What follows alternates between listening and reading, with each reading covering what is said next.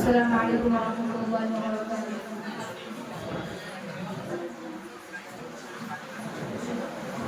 الحمد لله رب العالمين والعاقبة للمتقين والصلاة والسلام على سيد المرسلين وعلى آله وصحبه أجمعين أما بعد. أعوذ بالله من الشيطان الرجيم. بسم الله الرحمن الرحيم.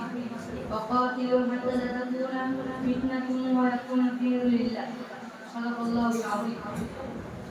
সর্বপ্রথম শুকরিয়া জ্ঞাপন করছি মহান স্রষ্টার দরবারে, যিনি আমাদেরকে আজ এখানে মাসিক আন্দোলনে আসা এবং বসার মতো তৌফিক দান করেছেন। সকলে উচ্চারণ বলি আলহামদুলিল্লাহ। তারপর জানাই বিশ্বনবীর দরবারে সালামের নজরানা, যাকে সৃষ্টি না করলে আল্লাহ পাক কাউকে সৃষ্টি করতেন না, তার দরবারে উচ্চারণ বলি সাল্লাল্লাহু আলাইহি ওয়াসাল্লাম। অতঃপর এই আন্দোলনে বসে থাকতে আমার সামনে দুজন সুদক্ষ বিচারক মণ্ডলী এবং পাশে উপস্থিত সভাপতি সাহেব এবং আমার সামনে উপস্থিত সমস্ত মেয়েছে ছোট বড় সাথী ভাইরা, সকলকে আন্তরিক ধন্যবাদ জানাই।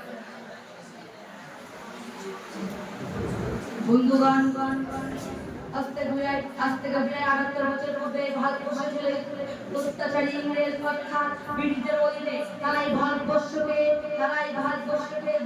ইসলাম করে ব্যবসার অনুমতি নিয়ে ভারতবর্ষে প্রবেশ করেছিল। কিন্তু তাদের উদ্দেশ্য ছিল ব্যবসা নয়, তাদের উদ্দেশ্য ছিল এই ভারতবর্ষে প্রবেশ করে এই ভারতবর্ষের ধন দৌলত টাকা পয়সা লুণ্ঠন করে নিয়ে নিজের দেশে নিয়ে যাওয়া।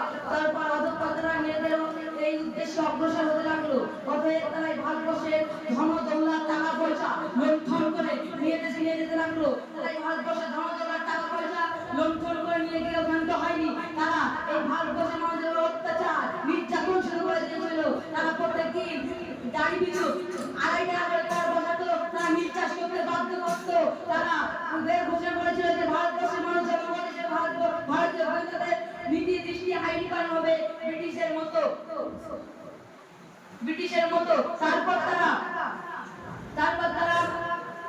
তারপর এই চ্যালেঞ্জের মোকাবিলা করতে বিশ্ববিখ্যাত আব্দুল আজিজ দেহলভী রহমাতুল্লাহ আলাইহি এই সমস্ত সাম্রাজ্যবাদী ইংরেজদের বিরুদ্ধে ফতোয়া জারি করলেন। তারপর থেকে শুরু হয়ে গেল সাম্রাজ্যবাদী ইংরেজদের বিরুদ্ধে জিহাদ।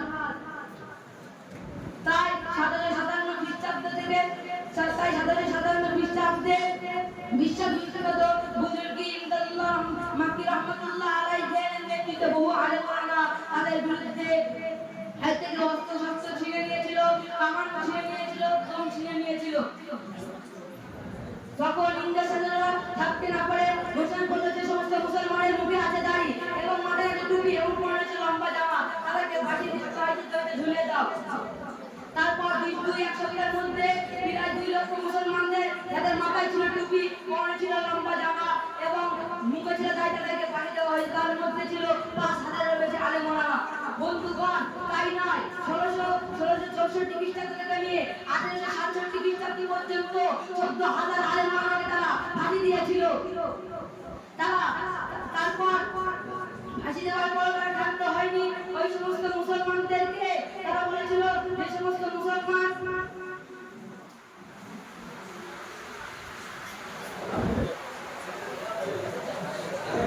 এই বলে